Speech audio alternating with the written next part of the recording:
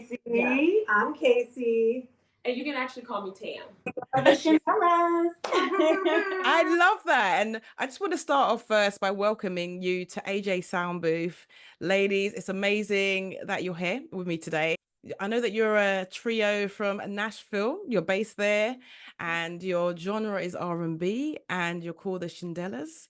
So what does that mean? Oh my goodness. Oh my gosh. So many things. Right? So the Shindellas, it came from a made-up word, shindo. And shindo is a word that we use to describe a feeling. You know, like when you get so inspired, you get like goosebumps or chills, like you feel it in your body. Yes. We call that a shindo. If you get an idea and you get like butterflies and you're like, oh my gosh, I need to spend 20 hours on something. That's a shindo. You know, like that feeling of like, you can't explain it. And so we're the ladies who bring that feeling. The Shindellas bring the shindo. The ladies bring the chill. I love it. I love that feeling as well. And with your track, Think of Me Too, I was listening to that just about 2 minutes ago again for the second time. And I just love the feels on it. So I've got that shindo feeling. Yeah. Yeah. So it's making waves and both here in the US, Think of Me Too. So how are you all feeling about the response of that so far? It feels fabulous. Yeah. I mean, when we put the original Think of Me on our album Shindo, we knew we wanted a classic R&B ballad, a love song, crying at the window in the rain, you know? Yeah. And it's just amazing because it was doing well on the radio over here. And then Q Parker from 112 heard it. He heard it and he was like, what? And then they said, that's the Shindellas. And he knew Chuck Harmony, who produced the record, and he knew that we were signed to Chuck. So then he called Chuck immediately and was like, yo, Chuck, send me the song. I want to sing on that song. And within 48 hours, the instrumental had been sent and Q had sent back the verse. Yeah. And it was just magical, literally magical. Yeah. And so it feels amazing when something that has been beautiful start to finish gets that response, because you feel like that shindo is translating. Yes. Oh, I'm loving shindo. I'm going to be saying this all the time. What was it like working with Q Parker, who has such a rich history with 112? So how did his involvement influence the song? Oh my gosh. Oh my God. He's just the quintessential vocalist. Oh my God, I mean, and on top of that, he's just such a great guy. Like he was so pleasant to work with, so tender, so gentle and kind. Always pouring into us, teaching us something. Like he's masterclass, a walking masterclass. We got to perform with him here in Nashville, and it was awesome. He just teaches, like he's just pouring out. It's just he's a great guy. Yeah. He's awesome. He's amazing. And seeing the video as well, how long did that take to shoot? Because it looks so well put together. I love the aesthetics in there, the feel. Yeah. That didn't take long at all. That was shot in an afternoon. I would have to say like a few hours. We came in, we got in and got out, and like I said, like Q's so professional, and you know, it was great. It was shot by was it Adam? A local Carl, a local videographer here in Nashville. We've worked with him before, and we felt like he would be perfect for it. So he came in and did his thing, and it was so great, so great. Oh, thank goodness for Carl, because that was just amazing. I was like absorbed into the video, so I felt like, you know, sometimes you're watching the movie, but I felt like I was in the movie, part of the theme. So that's the feels that it gives, the shindo feel, you know. Okay, so Louis York, the Grammy Award winning duo behind the production, had a unique sound as well. So how do they bring out the best in the Shindellas, and what's your creative process when working together? We gotta call him that now. Yeah, we have to call him. That's what it is. Louis York. I love that so much. They're actually called Louis York. Oh, Louis York. Okay. Sorry. I kind of like Louis better. You can say it two ways, Lewis, or Lewis in the UK is Lewis, or you can say Louis or Lewis. Let me try one first and see. These guys are this duo brought us together. These are the guys who had the idea about the Shindellas, and we have to pay respect to them every time because they pour into us. Even now, they are our biggest cheerleaders and supporters. So we love them so much, from the ideas of the songs to just working in the studio with them. They are amazing. Like, so they are Grammy winning, award winning, and they are just like, they've worked with everybody from Whitney Houston to Michael Jackson to Miley Cyrus, Jessie J, everybody. Fantasia. Yeah. Wow. I mean, My favorites. Neo and The list goes on. John Legend. Ollie Murs. And like here in our studio, you see, we Like walk Nicole through Woodley. this wall. We call it Receipt Street, and it's just like walls and walls of plaques, just all of their Amazing. They are so well deserved. They're the hardest working two men I know. Yeah. And so they're just amazing, and they really helped to build the Shindellas. And they kind of brought us together and put us in an incubator and told us to like blend, do your thing. That's it. They're the ones who did it. They said, well, they had the idea of the Shindellas. It was in a time, it was 2015 actually, when they had this feeling like, you know what, I'm not seeing the women in my life represented in entertainment and on TV. So in 2015, there was a lot of reality TV. People were in competition. Black women in particular were always fighting and like always this one spot for every type of Black woman. And so we wanted to show the women that we saw, our aunties, our sisters. We all have sisters. So we know that we're not just one Black woman. Yes. You know, we have so many like different cultures and ideas and perspectives as Black women. So that's what we're a representation of, is the colors of a Black woman and what happens when you bring a Jamaican and yes, Jamaica. I'm saluting. That's my heritage. You know what I'm saying? Like you bring all of these influences into one pot. And so they brought us together, and then it kind of just exploded. It was lightning in a bottle for us. In 2017, we realized the power of what happens when women come together on a shared mission. Yes. We realized that we can do so much more together, and that when we're unified, we can reach more people because they can see themselves in each of us. Like you might see yourself in me or see yourself in Tam, a little mixed girl with curly hair like Case would see herself in Case, and or just how we move and sing and how we dance. Like they can just connect, and that means we reach 3 times the amount of people, and that's powerful. Yeah. It is really powerful just hearing the story. And I've literally gone off script, but I was reading the biography around COVID and what happened, and you had a tour, and you've like come back, fast forward to 2024, and you're together now, and that's amazing. So what was that experience like for yourselves individually? Because each of us, even myself, I had different experiences. It was good and it was bad because of unfortunate things that happened. But there were some positives from it. So what was that experience for you in a nutshell, each of you? Oh my gosh. I definitely had some positives. Yeah. Personally, the beginning was so hard because it was really scary, and we were separated, I think, for like about 4 or 5 weeks. And there had been a tornado that hit Nashville that weekend before the quarantine started. And we hadn't really heard about COVID down here yet. I'd heard a little bit about it because my family in Seattle, things were already shutting down. So we had this tornado. It wrecked a whole half of the city.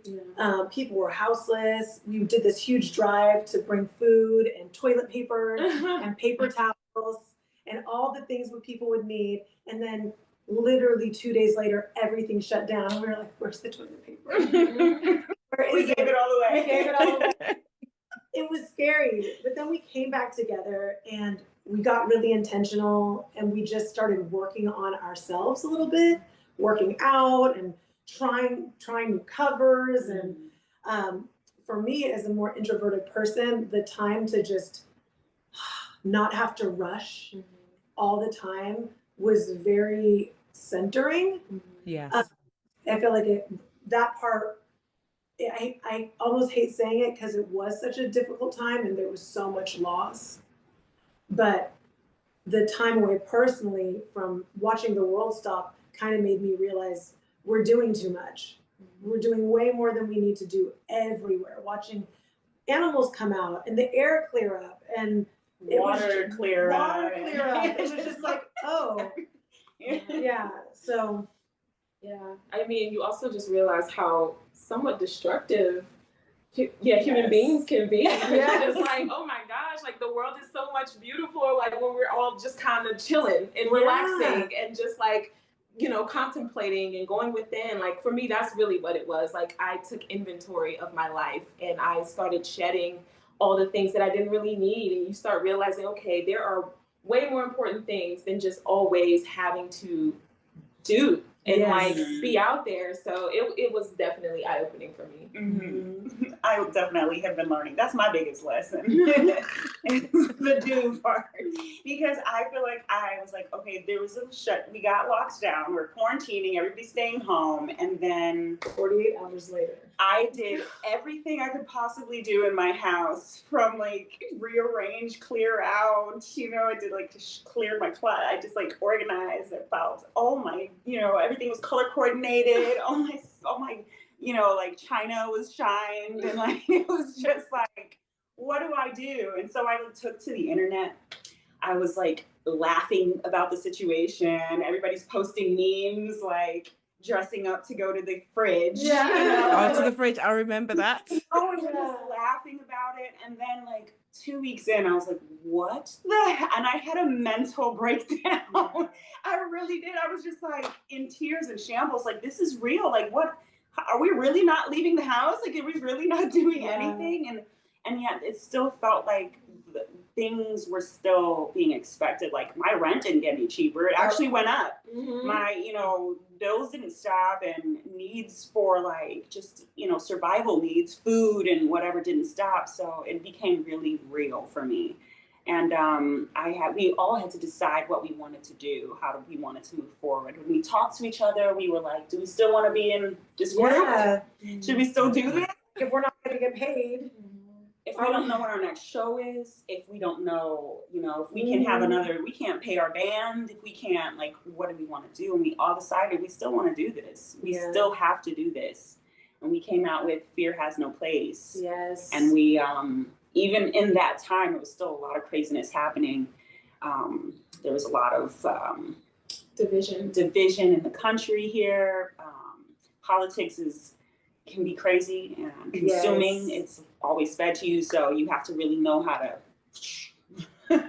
you know, block it out and gain your own perspective without words in people's ear. And we had a message for people, and it was fear has no place in my heart. There's a lot of confusion, there's a lot of things happening that you can't control, but just remember you do have control of how you go through the situation in your heart. Don't harden your heart to people. Don't harden your heart to, you know, what has happened in your life, but to keep pouring out your love and keep trying to be the light. That's all you got to do in these moments. And so we put out Fear Has No Place, and it was so powerful. Yeah, it was definitely a game changer. And that's amazing, because that kind of went into my other question around your lyrics and Think of Me Too, and how the emotions take effect. So as you said at that time, so how important is it for yourselves to be really authentic in your singing? Or I know that you have your writers and you might think, maybe that's not for me, or you may have videos. How could you stay your true self? I think Fear is a great example, actually. But let me backtrack. When we came together, before we even moved to Nashville, we met and we had some wine and we told some stories and we had a conversation. And one of the things every single one of us was feeling individually was this desire to be the person that we needed to see as little girls. And so we kind of carry that in everything we do. And there have been songs where the lyrics are all written, we're like, we would never say this. This is not, no, no, no. But with Fear, the chorus and the bridge, the A-B part, I mean, that song is like an opera. So I'd love to hear it. Yeah. Part of it. Yeah. Singing in harmony, maybe. You should play like a little snippet of it. I'll make sure I play that, and it'll be love to hear your harmony as well. Yeah, but we had to rewrite some of the lyrics because what was there before just wasn't as impactful as the real, very present danger and fear we were feeling at that time, and just where we were as women at that time. So we had to rewrite part of it so that it could be authentic. And I think that's something we've been really good at from the beginning. Mm-hmm. It's like, all that you do is just lie and confuse me. That part, yeah. Mm-hmm. It's like a little rap. Mm-hmm. And that message resonates with listeners as well. And as you're saying, you're evolving in the conversation, it's what they take from it. And it's when you hear those lyrics and any lyrics in general, it's about being authentic, and then you connect. And that's what connects others with others, creates conversations. So on your new album, what's your favorite track that you've actually worked on, each of you? Oh my gosh. You know, tough. every time we get this question, Or I feel like the answer changes. Or many. Yeah, there's so many, but like every single one is like our baby. So it's like we never want to put one above the other. I have a favorite. But I mean, I would say like my favorite changes every day, but today it's probably Ooh La La. That's my favorite. Yeah. I have heard that one. Ooh La La, it's a shindo from the first moment. I always like personally chase down songs that have that shindo. From the first moment, you feel it, and it's just like, yes. It's so good. Yeah, I think my favorite song to write that was the most fun and actually hilarious was it's two. It's Kiss and Tell and Juicy, because I think we worked on them on the same day too. Like, because she's Kiss and Tell and nasty. because I'm nasty, but everybody's no, it's Stacey's talking about in the dark. She's actually both. Everyone here is nasty. As I was thinking, I need to play one of them, but it might be a bit early on a Saturday between 8 a.m. to 10. Take it, juicy. It was so fun to write. Nice 8 a.m. juicy. A nice 8 a.m. We did have like handle a fruit. nice 8 a.m. juicy. Video. Yeah. But Ooh La La was really fun to record. And it was the last song we recorded for Shindo. And so we just went in there and just locked in so fast, you know? That blend was blending. Juicy though, like when we recorded Juicy, we sat in the studio out like hours after we recorded it and replayed it over and over and over again. And we were like, when that Juicy drop, when that Juicy drop. Oh, so interesting. So as you say that, I was reading around some articles for some other artists, and some of their lyrics are, you know, taboo. But one, this was Beyonce in particular, and her mum didn't realize what the song was about. So how do you feel when you say family, friends, you know? Yeah. The kicker there is our moms like the That's their favorite song. Oh, good. They love like Volcano Love, Juicy. I mean, they love those songs so much, and I'm like, I don't even want to think about why you love this. You love this song. Matching our freak. They're like, we definitely get it from our mama. For sure. But it's a vibe. It's what you get from it, really, isn't it? Sometimes it's not about the lyrics, it's about the feeling, as we say, the Shindo effect. And that's what it's about. So ladies, you performed tributes to legends like Evelyn Champagne King at the Black Music Honors and have been recognized for your energetic live shows. So how do these live performances influence your studio recordings? What do you love most about being on stage? Great question. So much. That is a great question. So we actually, that's how we started. So before we recorded a note together, we actually toured, like, I think it was 4 songs that we would do. So when we would go out, we went out on tour with Louis York, and they literally would bring us out, introduce us, because we were brand new at the time, and we had a 3-song set that we would do. It was Reconsider, Chills, and Happy to See You.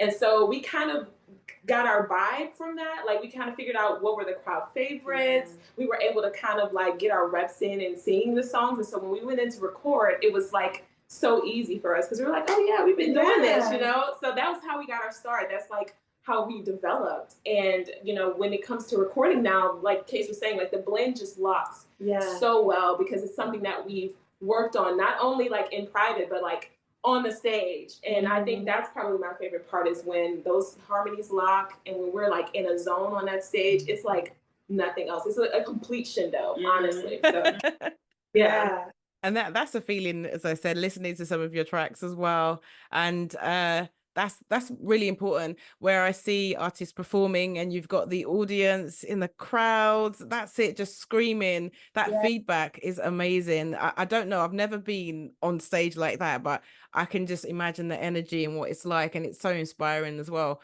But so great that you're doing your thing. But it'd be nice for you to come over to the UK at some point if you haven't already. We can welcome you over. Are you working on that? Yes, of course, of course. So you've made history as the first R&B band to perform at the CMT Awards in 2021. So what did that moment mean for you, and how do you feel about being like trailblazers in the industry? Like actually, you know, newbies, innovators, whatever you want to call it, unique. How do you feel about that? Disruptors. Yes. Disruptors, mavericks. It feels amazing, but honestly, we didn't even know that's what was happening when it happened. We were just taking an opportunity, saying yes to something, you know, amazing. And Lady A, they were so graceful and amazing, and it was so cool working with them. And the stage was awesome. That was at the Bridgestone. The arena. It was our first Bridgestone arena. There was pyro. There was, you know, and it was really just about that. And then afterwards, somebody told us, like, do you know that's never happened before in history? And we were like, oh, wow. So, I mean, it feels amazing. And it makes me feel like you never know what your next seed you plant will harvest. You know what I mean? You never know how far it will go. You just have to keep going, keep planting. And that's one of our biggest lessons right now, is that we're seeing how much this album and our work together over the last 7 years have really been inspiring people and reaching people all over the world. And that's really beautiful. And that's 7 years. So we say you can't rush perfection. And I agree with that. It takes time and that process. And in making your album, with some of your influences, who would you say that you've drawn upon? I know that you're all very unique in your own way, but I always go back to family parties and some tracks that I hear and I'm like, oh, I like that track. But I'm inspired by maybe the way someone has said a lyric, or how their persona, what they've said in an interview. Like, where do you draw your influences to make you who you are today? I love the Jones Girls. We are Jones Girls. We are Joneses. Yes. My mom listened to the Jones Girls and the Pointer Sisters on vinyl a lot. And I actually just found some tapes from when I was a kid, like a cassette tape of Pointer Sisters. And I was like, wow, I'm not new to this, I'm true to this. I've been into these girl groups for a long time. But it was the delivery of the Jones Girls. They sound like birds, and their blend is so tight, and they have this breathlessness to them that's just very feminine and flirtatious. And you hear it on our record a lot. Yeah, we're literally the sum of all of our influences, like a huge melting pot. I come from the church, so gospel music was like my center, and that was my foundation.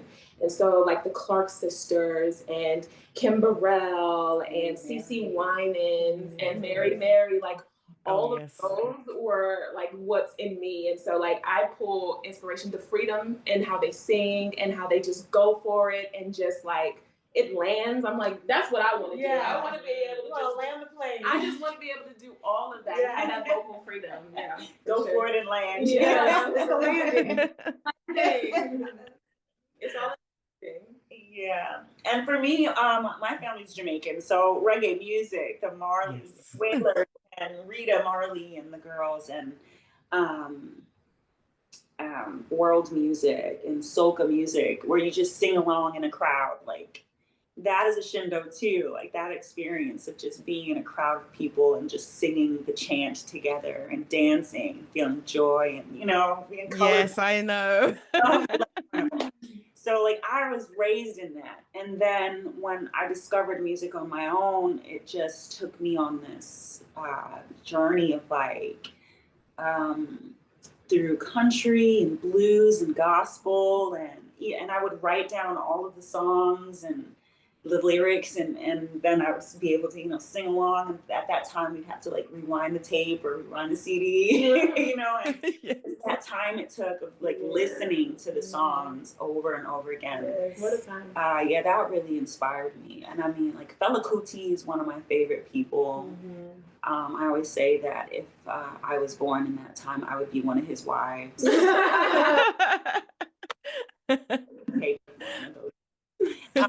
Like, and then there's R&B, of course. The Waiting to Exhale CD was like my Bible. Instrumental. Yes. Chaka and Whitney and Cece and girl groups. In Vogue, what? Wasn't Aretha Amazing. Everybody was on too. there. Patty, just all of them. So yeah. Tina wasn't on there. And the film, part of the film as well was amazing. So with major events like Essence Festival and TEDx Nashville Women, what's next for the Shindellas as well? And I'm quite intrigued in what happened at TEDx and what the theme was there as well. I can't remember the theme. I don't remember the theme, but it was fun. We were the opening performers, but they also asked us to speak. So we got the crowd lit, and then we talked about basically what Stacy talked about, why we came together, how Black women are not a monolith, and how we all have very different cultural backgrounds, and what happens when women come together. Powerful things happen. And so that was cool. Also, the person speaking after us was Rita Wilson, and her husband, Tom Hanks, was there. Yeah. So Wow. when I Rita are on the wings looking at you like, is that what? That's proud, and they loved it, of course. So it was a lot of fun. Well, so what's next for the Shindellas? Any new projects or tours on the horizon? I know the UK is on the horizon at some point. Yes, we are trying to work on our international tour alongside our brothers Louis York. Shindellas to the world. Shindellas to the world, baby. And then we are working on a residency right here in Nashville, starting in September, the end of this month. So we are, we got some work going. We got a lot busy. Yeah.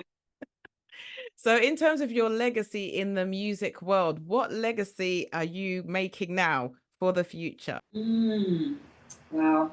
Besides this amazing music and the legacy of just the resurgence of girl groups. Yes, ma'am.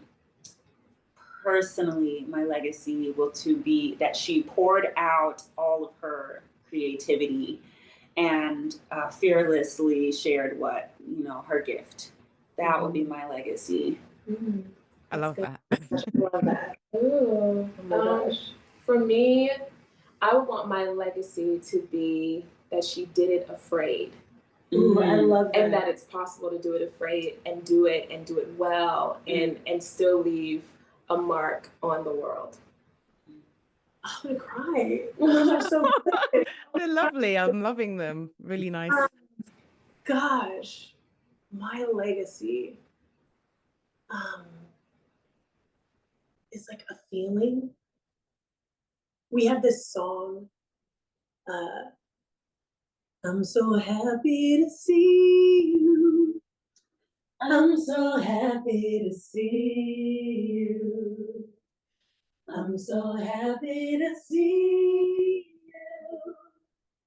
I'm so happy to see you. I'm so happy to see you. I'm so happy to see you. I'm so happy to see you. I'm so happy to see you. And Bravo. thank you.